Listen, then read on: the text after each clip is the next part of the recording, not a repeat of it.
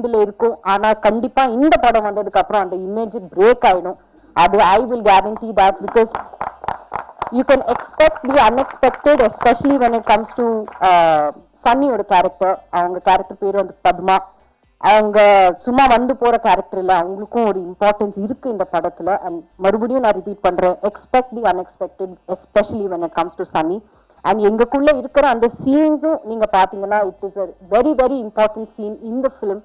அது ஏன் என்னன்னு அது படம் கூடி சீக்கிரமா ஜூலைல வரும்போது நீங்க பாப்பீங்க.